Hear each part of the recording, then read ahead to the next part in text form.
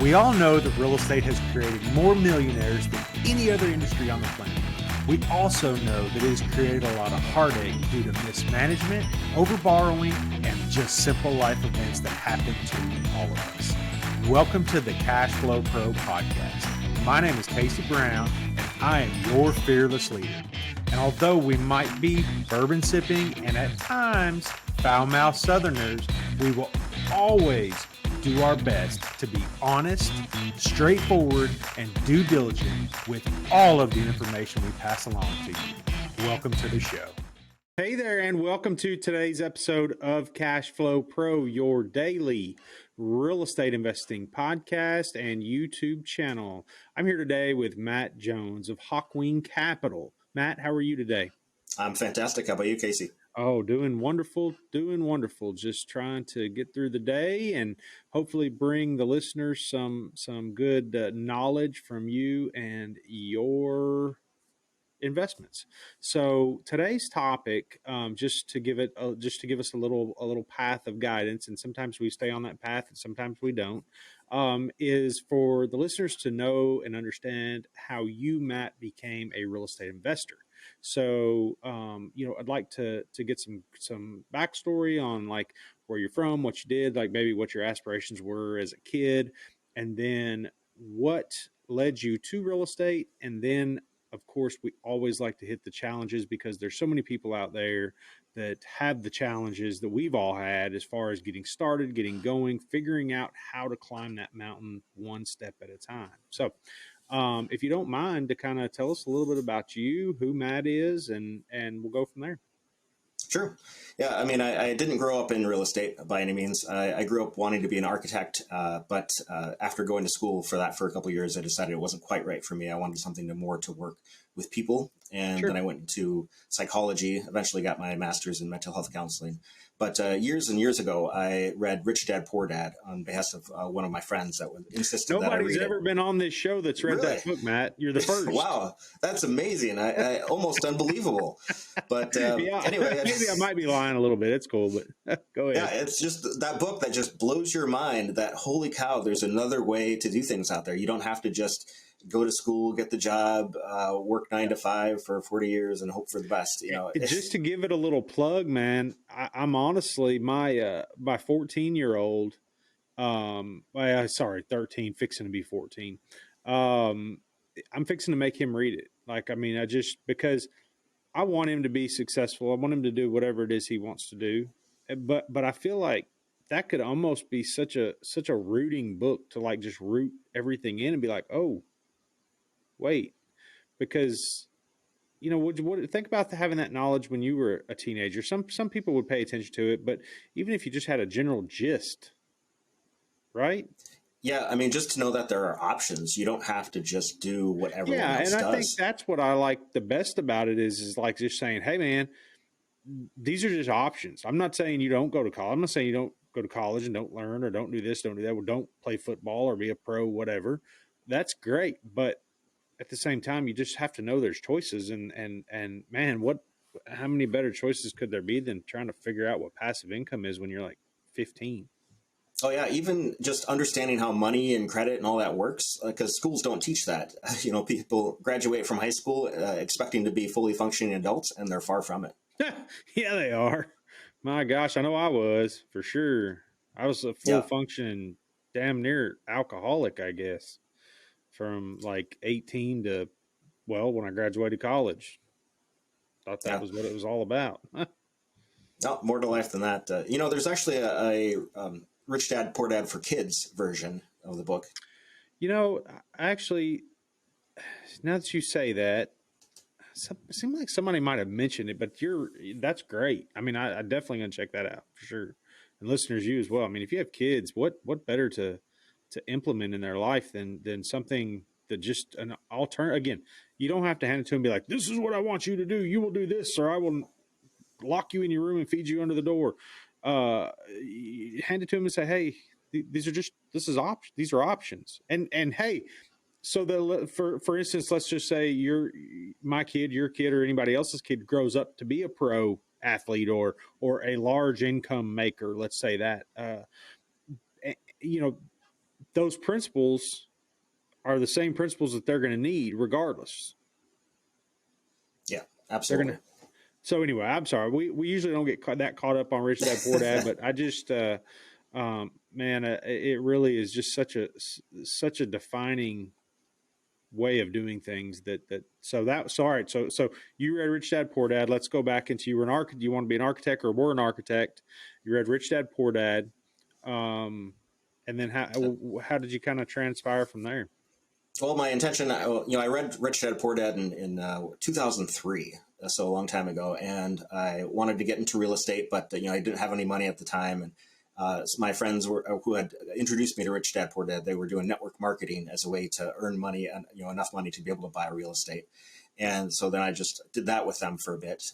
And it was really helpful because I'm very shy, introverted, hard for me to talk to strangers and get out of my shell. So that experience forced me to, and it was, experience of growth. I didn't do very well at network marketing, but I did well at becoming a more verbal person, somebody that can converse and get things done, essentially. Sure.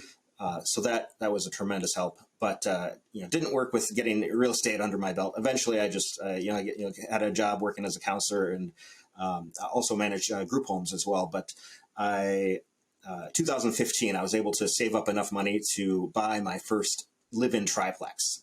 So I moved into one unit and rented out the other two and managed it myself.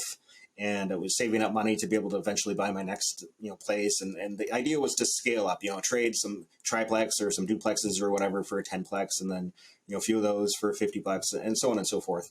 And it was just going so slowly. Like, Yep. I tried to do it all myself, and I figure myself as like a smart, capable person, but like I said, it was just going so slowly, and I realized, you know what?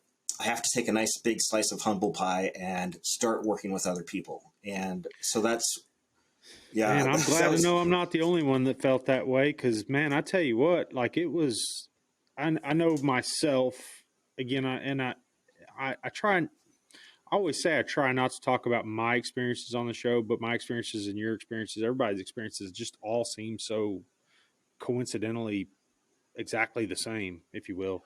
Um, Man, I really had a hard time giving up control. Like, even though it's not necessarily control, like on day to day stuff, but it's like, man, do I really like? Why shouldn't I just go make all this profit myself? And then once you realize that, hey, it's really like difficult to do all that stuff by yourself. yeah, yeah. I mean, you like your capacity to do everything by yourself. You can only manage so many units. You can only control so much, and then it just becomes overwhelming, or you can't grow. That's right. So yeah, what I learned from that experience, like, okay, I have to work with other people. And then it was about that time I learned about real estate syndication. And I realized, man, this solves all my problems for me. I can just Sure. scale up right away. I don't Yep. have to save up money from my earned income to be able to buy a place. I can just use other people's money completely and, get the dream accomplished. Sure. Yeah. So I started getting into that, and met my mentor at a meetup. He was giving a speech about real estate syndication, and I was like, "Oh, this guy knows exactly what I need to do, or what I need to know." So I started adding value to him, and he's added a lot more value to me in return. And so now I'm invested in a 40-unit place, as well as 244 beds of senior assisted living, and with working on getting some more under my belt as well. Awesome, man. That's great. So, um, now that's kind of the backstory, and of course, but where a lot of people get hung up, and specifically when you said what we call OPM, other people's money, um, when you realized, hey, I can do this, or this is doable. Where did you turn to raise your first money? I assume 506B, Yeah. if so, a friends and family kind of an offering.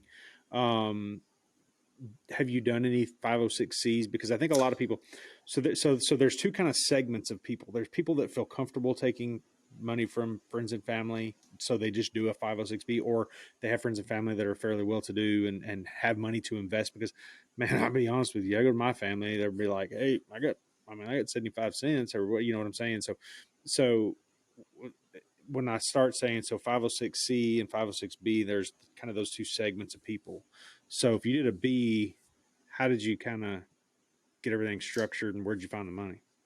Yeah, it was friends, family, acquaintances. So 506B. So that's where you start out. That's where everybody starts out. Like as long as you can. But honestly, like inviting people to participate in syndication is not like selling something. It's not like I'm trying to convince you to give me money in exchange for some product or that you don't need. It's more sharing opportunities. That's right.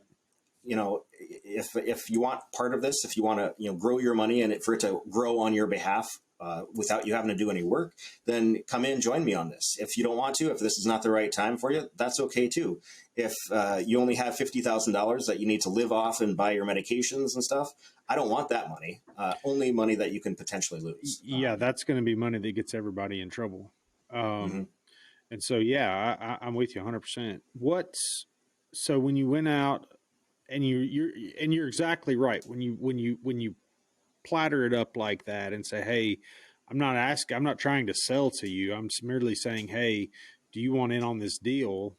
Because it's going to pay, we're going to shoot for this, and this percentage of return.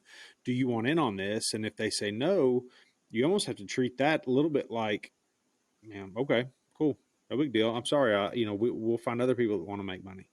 And that's if they have the money to invest and just don't. So once you present the opportunities, now, did you put together like an offering memorandum or something like that you Mm-hmm. circulated among them? And then how many investors did you end up having for a total raise of how much?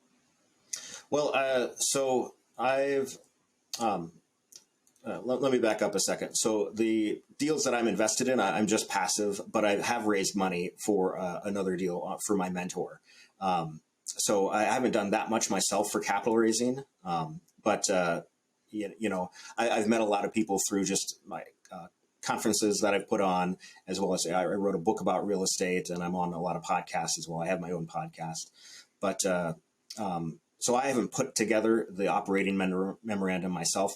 For all, any deals that I participate in, I'm always as part of a team. Yeah. So it's that sort of thing. And that's kind of the way to do it, really. I mean, once you talked about mentor, and that's another important piece of the puzzle. There's so many people out there that think they can just do it on their own because they're reading books and doing this, that, and the other. And what they don't realize is that the portion that your mentor brings to the table, it could be more than just knowledge. It could be you getting in front of somebody and saying, yeah, hey, so-and-so is my mentor. And they're like, oh man, I've been listening to him, or I've read his book, or, hey, I've invested with him before. And then all of a sudden you have a validity that you didn't previously have before you mentioned their name drop or whatever. Right. So the importance of a mentor, I'd like for you to maybe expand on that a little bit. Yeah. I mean, so let's back up a second. School teaches you not to copy off of other people. That's cheating. You get in trouble. But in business and real estate, you don't need to reinvent the wheel. Just look at what other successful people are already doing and copy them, and you'll be successful too, most likely. And with a mentor, that's somebody who walks you through step by step to get you from where you are to where you need to be. Both with the knowledge as well as the skills and the access to their network as well. That's huge. Mm-hmm. Access to the network that's where the money's at. Yeah, I mean, you could build it all up from scratch. You can do it all from scratch by yourself, but you're going to propel yourself much faster by hiring a coach or a mentor or joining a mastermind, something like that. You want to learn from somebody, I would say, who's currently successful in the type of real estate that you want to learn.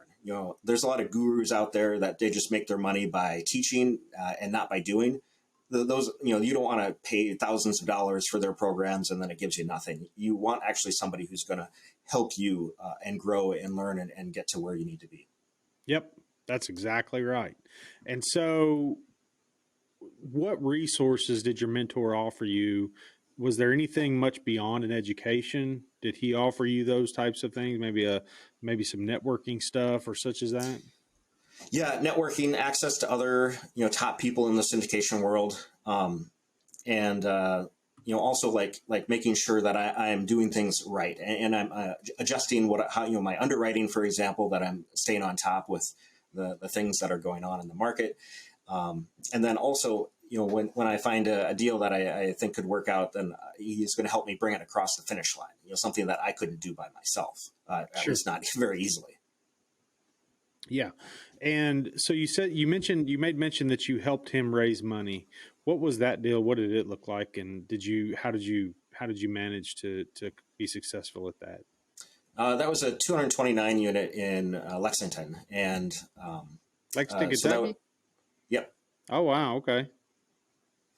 Yep. So multifamily apartments, and it was a good deal. And so like I had already lined up some money from some people that I knew that it wasn't even selling. Like they were already ready to invest. It was just a matter of having the deal presented. And so Sure. then when the deal lined up with what they were interested in, then it was just a no brainer. Yeah. So Yeah. so And you then raise. how much did I you was, raise? for that, it was just $100,000. But Oh, okay. So you had it lined up and moved it in there, and that's all right though. yep. And you want to raise money like before you have a deal as well. Yeah. So if you wait until you have a deal and it's closing date is approaching, if you only start talking to people about potentially investing with you at that point, it's going to be a tough thing to get to close. But so you talk with people, you raise money beforehand, but you don't like take the money in hand. You just like say what kind of deals are you looking for? If I find something like that, like about how much would you have available to invest? Like, okay, and then when you find something, you bring it to them, and if the timing works out, great. If not, that's okay. They'll keep an eye Sure. on you for the next turn. Yeah. And, and I think a lot of people see those gurus raising money for like class AAA offerings and stuff like that, offerings that don't necessarily have a huge value add component. And I think that it gets confusing when then people start seeing some value add stuff. So this deal in Lexington, was it a value add deal or was Yeah, it pretty well something that was? yeah, it was a value add. It wasn't a super heavy lift, but it definitely was a value add. Gotcha. Okay. Now, I'd like to talk. You mentioned senior living a little while ago. I'd like for you to expand on that as well, because senior living is an asset class that I think a lot of people like go to sleep on simply because I think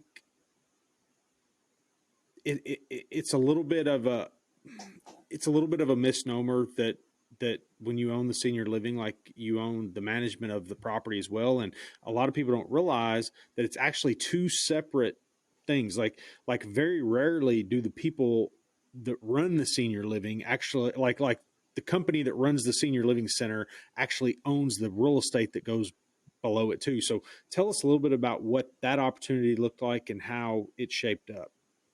Yeah, so you can definitely do it separately. You can own the property and rent it out to a company, or you can have a company and rent from somebody else, or you can do both at the same time. And that's what we're doing, both at the same time. However, we have a professional property management company that is overseeing things on our behalf. So we're not getting, I don't get calls of like, oh, broken toilet or anything like that. But it's in rural Wisconsin. Actually, it's a portfolio of smaller places, so like 12 to 36 beds, and across some different small communities. And we really like that kind of thing, because then, like in the big cities, then you have like bigger places, and there's just tends to be a lot of turnover.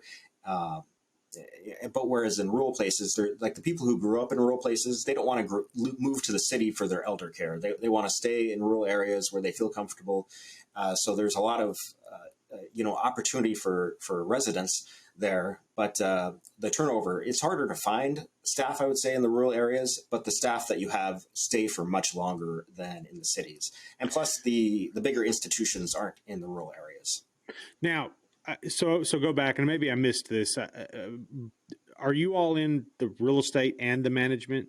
Yes. Yep. Yeah, But you have a property management company that oversees. correct. Yeah, we hired them to oversee, but we Okay, have, so yeah. the property management company actually manages the day to day stuff, like because I know you have Yep. to have nurses and stuff on staff and all that stuff. Like who signs those paychecks? Oh, yeah. So that's the property management company. So we'll have like an on-site manager at each location, and then the property management company oversees those managers to make sure that they're doing what they're supposed to and getting the support that they need, and the maintenance is upkept and all that kind of stuff. Makes sense. Makes sense. Okay, and so when we start talking, so we're talking about senior living, multifamily. Is there any other asset classes that you're involved in, or any other asset classes that you've done business in or deals in? No, I mean I've come close to doing deals on other things in other asset classes, but nothing's been finalized, I Okay, guess. so And, let's back up. Let's.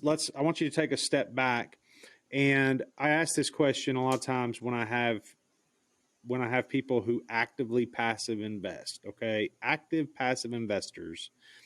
I always ask this question to, and I've gotten an array of answers, and I'll tell you some of the answers that I've gotten are not anything like you would imagine, right?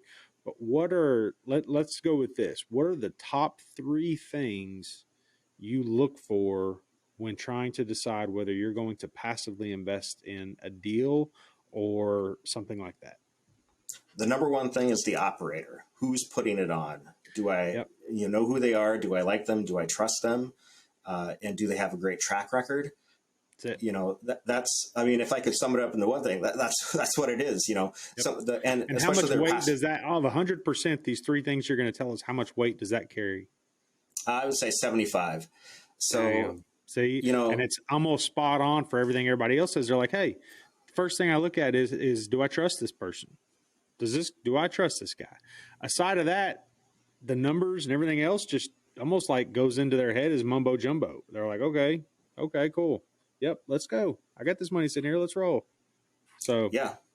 I mean, and you look at their track record, like yep, what their performance has been in the past is a good indicator of what their performance is going to be in the future as well. yep, I mean, it's nothing's guaranteed, of course, but especially if they've taken things full cycle and achieved the returns or better that they had promised other people before, that's a great indicator. And if they got a great reputation too, so who's the operator and what are they all about? That's number one. And then the second would be the property or the investment itself. Like, do the numbers match up with what I'm wanting out of a return? And then I guess the third thing would be the asset class itself, and like where do I see that asset class being over the next 5-10 years? sure. Is it something that is on its way out, going down in the cycle, or is it on its way up? Like assisted living in the next 10 years is going to explode.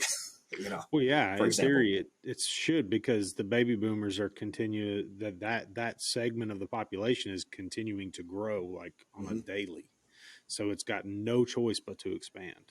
Hi, this is Casey Brown, host of the CashFlowPro podcast and YouTube channel. Have you been thinking about investing in real estate but just don't know where to begin? I'd like to help by inviting you to check out our website at www.3000capital.com. There you will find an array of material that will help you learn all about real estate syndication. And while you're there, be sure to check out our free video series download titled 5 Must-Know Keys to Success in Passive Real Estate Investing.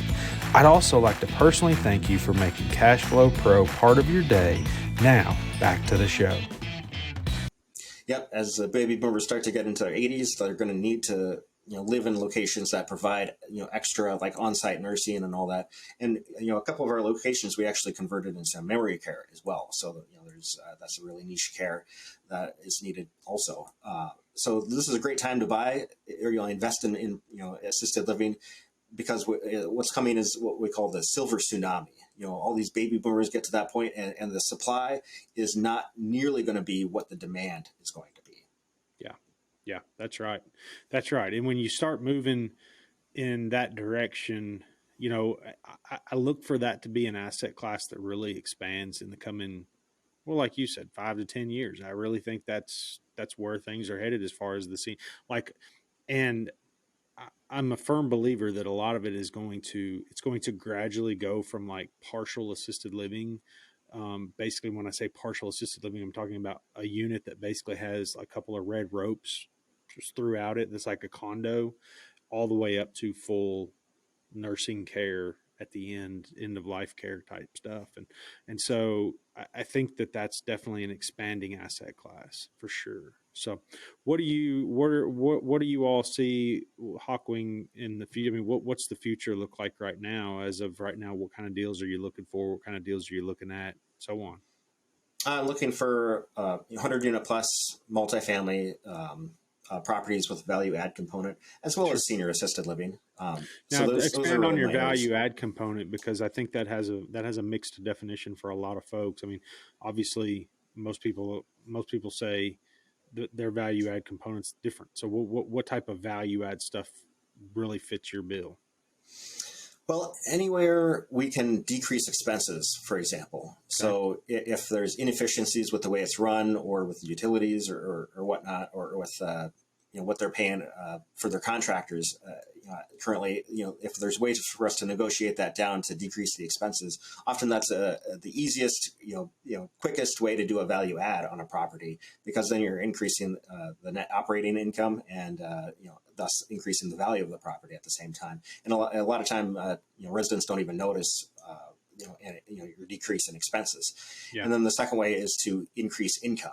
And so yep, we do that by renovating the units to make them up to what market conditions are in the submarket, or renovating the outside to make it look more appealing, so we can get in the tenant basis that we're really wanting to get, what the area calls for. So like if it's a C property in a B neighborhood, or a B property in an A neighborhood, we can't fix up the neighborhood itself, but the property we can do. sure, So we just want to bring it up to what the rest of the market has. yep, So we look for those old, worn down buildings that it's just a mom and pop operation, for example, that they haven't treated it very well, or they're just kind of coasting along, and so we can bring that up to what residents in the area are actually wanting. And a lot of times people are appreciative. Because we're able to, also we look at amenities as well. What are the amenities that are needed in an area? Like converting an old tennis court into a dog park and dog washing station, for example. sure. Yeah, especially for that. And I think a lot of people, when you start looking at the value add, specifically my favorite value add is the income approach, as far as like whether you just start sliding that income up, try to get with market level, or whether you move, whether people move out and you start renovating, painting, flooring, all that kind of stuff, different units. But then the amenities I kind of like second. It's just sometimes the amenities get to be a management headache, I guess, really, if you start thinking about it like that. You got to have somebody go collect the quarters out of the wash machines. I mean, not like I'm complaining about making money. I just am simply thinking, okay, now all of a sudden you're adding this part of the component to it. So, so you all are just looking for a hundred plus unit apartment complex that has a heavy value add, specific geography that you like best. Yeah, the Southeast United States, especially the metros in Kentucky, Tennessee, um, Florida, the Carolinas, Georgia. Sure, sure, yeah. Yeah. I don't know how to put it, but I think it's like you and everybody else. Just so you know, because I think Yep. that's what everybody's looking for. Especially that's what we're looking for. I mean, we want. I'm a little more lax on the unit. Coming from where you come from, you almost have to have 100 units plus. For us, we could, if it was relatively geographically close, we could suffer through 80 units or something like that. But for the most part, I see what you're saying. Well, all right, man. So listen, we end every episode with a couple of questions. We ask every guest that comes on the show. There's no right or wrong answer, but the first of those questions is, without Rich Dad or Poor Dad or the Bible, what is the best book that you've recently read or are currently reading? Who, Not How, Yep. which talks about instead of trying to figure out how you can accomplish some tasks, you should look at who can you have that you trust to do those tasks on your behalf, Yep. because that allows you to do more as a result by delegating. Most definitely. Awesome. What is a dream vacation that you've taken or hope to take? Well, in the spring, my wife and I are going to go to Iceland and Germany. So do a lot of hiking there. Iceland is way up on my list, big time up on my list. I'd love to go there. Is it Oslo? Is that right? No, Oslo's in Norway. Reykjavik That's right. is in Iceland. Reykjavik, that's right. Yeah, that's cool, man. That's going to be awesome. And you said it's coming in the springtime? Yep. That's cool. That's really cool. So, all right, man. Well, listen, if the listeners heard something that resonated with them and they'd like to reach out, learn more about Hawkwing Capital, learn more about you, learn more about whatever it is you have to offer, what is a good way for them to do that? They can go to my website, hawkwingcapital.com, and you can sign up to get a call with me. You can also download a free chapter from my book about real estate. Awesome. Awesome, man. Well, listen, Matt, thank you so much for being with us today. Thanks for taking the time to hopefully educate. The listeners got something that's going to educate them a little further, some nuggets to help them down the road. And listeners, as always, please head down and hit that subscribe button and leave us a review so that others may know what we talk about here on the CashFlowPro podcast. And again, I want to thank you for your time, Matt. Thank you again, sir. Thank you, sir. CashFlowPro is hosted by Casey Brown, founder and CEO of 3000 Capital, a commercial real estate investment firm committed to providing its investors with ongoing cash flow and helping them build long-term wealth. If you enjoyed today's podcast, make sure to hit that subscribe button so you'll be notified about all our future episodes. You can find more information about us and our investment philosophy by clicking the link in the show notes below. Thanks for listening.